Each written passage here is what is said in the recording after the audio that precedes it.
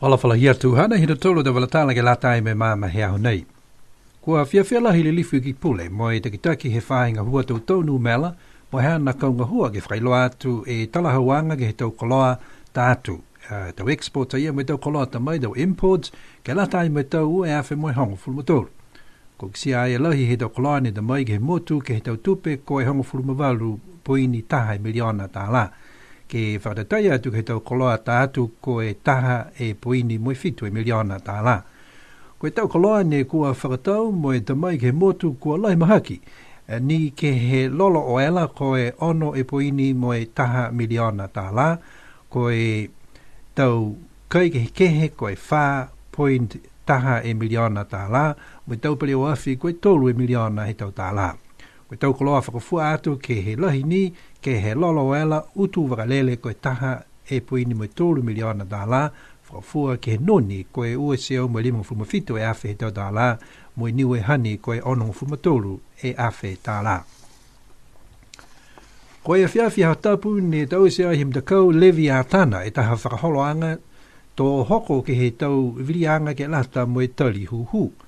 Ko e maanga ha lufitonga ne mua atu e tokolonga e tangata vili ke he motu mo e kisia foki ko e toko hongo furu e tangata ka to toko atu ke he tau nofoa nofo ne he nofoa motu mo e no nofo ke he maanga. Ke lata mo e whalu whanau fuata ko e whakamua nei halotolu ke vili mo e whalu foki kua liua nono ke he puhala halotolu ne kua amanaki ke vili. Ko e whakatokatokanga nei taha puhala ke manamanatu whakahokulu e tau fuata ke vili ke longona mai e tau tangata ne kua tutu ke he tau vilianga ko e heingoa e tau manamanatu mo e tau mtakupu halotolu ne kua omoi po ke whakahoho. Toko whaalo tolu ke na whamaanga hohoko atu osi mo e toko fitu ni mai he tau na whamotu ne kua whalataha atu foki. Inga si atu e tau osi e tau hukui mo e ua i minisi ke whakatutala ke he taha matakupu ne kua tuku atu he tau tangata whakatokatokaanga e whakaholoanga tō meke e tau tangata ke whai huhu. Ko meke ke whai tangata ke takitaki e tau whakatutalaanga, whakamau e tau matakupu, whakatoka e tau tū la, mo e tuwha e tau pepa whakapuke, ke he mga ho whakahiku, ke moa e tau manatu hangauia, ke he whakaholoanga he pō. Ko e mamanakianga tau mai ke whoki e tau mga ho i mua, ke o nono whoki whalu tangata, ke tau se e tau whakaholoanga pehinei, ke lata ia, mo e tau fuata, ke manamanatu whakahokuro, ko e puhala, ne kua vili e tau tangata ke he tau tutuanga malolo nei he motu. Kua langa tolu doai e whakaholo he tau wheua kirikiki he tau nei, whakamua hako e whakauru he ako fō he maanga alofi, ke ua aki ko e aho me mo e tolu aki ko e uhalahi he whahi tapu ko mole. Lema e launi ne kua whakamauki ai ka e tolu ni e launi kua pele si ua e launi ne toi, ko e pele he launi ke ua aki, mo e pele he launi ke lima aki. Ka e ke kua maua ngai e tau mamanakianga tau whakahoko e pele he hau whaiumanei, ka e matutaki atu ke he tau takitaki ham tolu ke lata me tau toloa. Ko e tamtakau he pūl ai ko makefu, ha kupu, alofi, liku mo la kepa. Ko lo tolu he pūl B ko mutalau, tamakautanga, avasele, vai a hikutoi mo tuapa.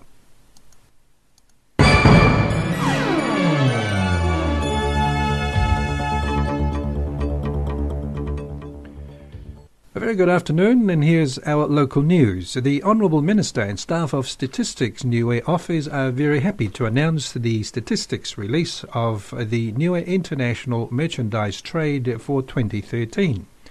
The highlights of the release for 2013 of imports totalling $18.1 million, with the major commodities being fuel of $6.1 million, food $4.1 million, with vehicles and parts of $3 million. The exports of $1.7 million is made up of aviation fuel, $1.3 million noni juice, $257,000, and honey, $63,000. Alofi South youth have taken a new approach to the lead up to the elections with a rapid fire questions and answers sessions held on Sunday evening.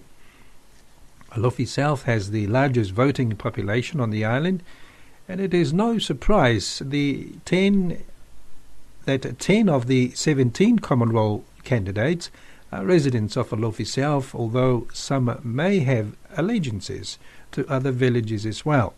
For some young people, this will be their first time to vote, and for others, they may be rethinking their voting strategy. The question and answer sessions was a chance to get young people thinking about their personal judgment and how they would vote by hearing firsthand from candidates what they have to offer. All 4 candidates for Alofi South Village seat were present, and only 7 of the 10 common role candidates appeared.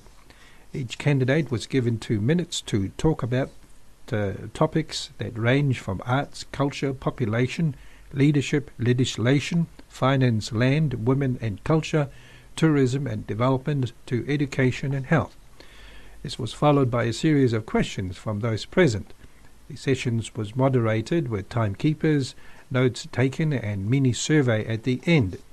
The hope is that this approach may be used in future by others to engage with youth and instill within them a sense of obligation as citizens to critically think about the leaders they vote into power.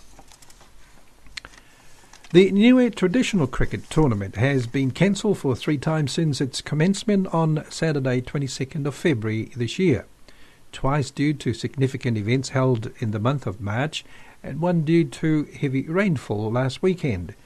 The tournament is scheduled for 5 rounds, but only 3 rounds have been completed and 2 more rounds to go. That's round 2 and round 5. And depending on the weather this weekend, there is a cricket game on this Saturday, but your advice is to check with your team manager to get the right draw. The teams in Pool A are Makefu, Hakupu, Alofi, Liku and Lakepa, and those in Pool B are Mutalo, Tamakautonga, Avasele, Vaea, Hikutoi and Tuapa. And here's our news from around the region.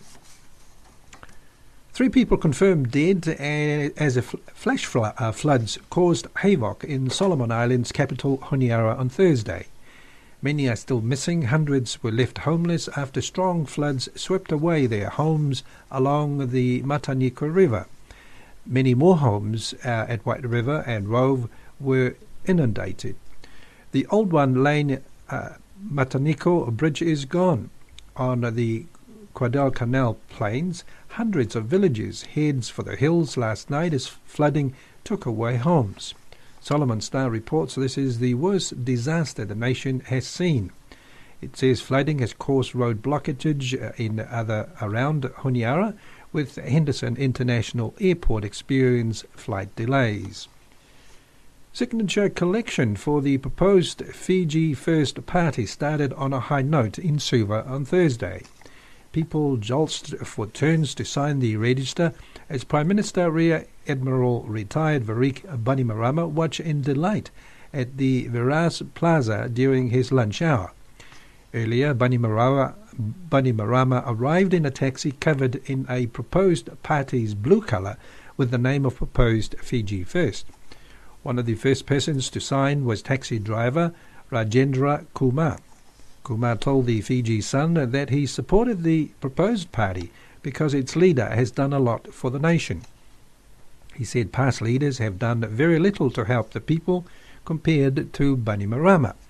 Kumar said government's free education policy has definitely helped parents, especially when many struggle to pay school fees. Kumar said past governments have prioritised education but did little to see that all children attended schools. Palau's Attorney General, Victoria Rowe, is resigning from her position after serving as the nation's Attorney General for more than a year. In a statement received by OTV, Rowe said, "It is with great sadness that I will be leaving the Republic of Palau. I have been honoured to be appointed Attorney General by President Tommy Remagazau Jr. to serve this nation. However, I have found that I have a significant difference of opinion with the Minister of Justice, such that I cannot do my job effectively under these circumstances." This year's Rowe was under fire for the context of the 2013 U.S. State Department Trafficking in Persons report and for failing to produce an analysis on the report. During the January 2014 public hearing conducted by House of Delegates, Judiciary and Government Affairs Committee, lawmakers blasted Roe. Delegate Jonathan Aishakol called for her termination. A prominent Fijian lawyer and sports administrator is now allowed to act as a criminal barrister in New Zealand after arguing that harsh punishments imposed for misdemeanors at home were politically motivated. Dr. Mohammed Saku Khan left Fiji in 2011 after he was banned from holding a lawyer's practicing certificate for 10 years when local authorities found he didn't act appropriately into land transfers. Dr. Sahu Khan, who opposes Frank Bainimarama's government, argued the punishment was politically motivated. Back home, he was a leading figure in sports administration, heading the country's football associations for 26 years. Media organizations in Fiji have been warned to be wary of hate speeches in the lead-up to the general elections. The warning comes after the airing of certain parts of the speech by Tai-Levu Chief Ratu Timoki Vesukula by Fiji Television on Tuesday, which has been viewed as having serious implications on racial tolerance and peace. The issue was raised at a press conference by Media Industry Development Authority Chairman Aswin Raji. MIDA's immediate measure against Fiji TV is to order a retraction of the story and show a full recording of the media briefing. Raji will also deliberate on the responsibility of fining Fiji TV. As part of recent 3-day tour of Papua New Guinea, United Nations Development Programme Administrator and United Nations Capital Development Fund Managing Director Helen Clark commended steps made to improve financial literacy for women across PNG. Clark noted the incentivized financial discipline can do much to set people on the path to financial prosperity. Clark is on a 3-day tour to PNG for bilateral meetings with the government and other stakeholders. In Eastern New Britain, she also visited the ICT Training Lab for Public Financial Management and Protected Areas Public Consultations meeting. The training was provided in partnership with the nationwide Microbank and the largest church network in PNG, the United Church.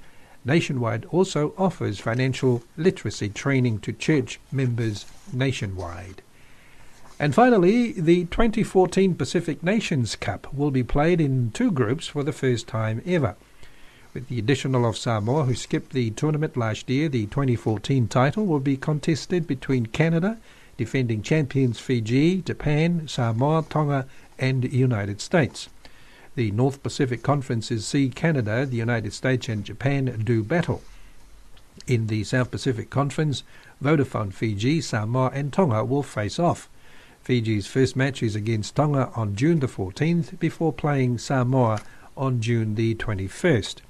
The final of the tournament will see the winners of the 2 pools clashing in November. And those are our news for today.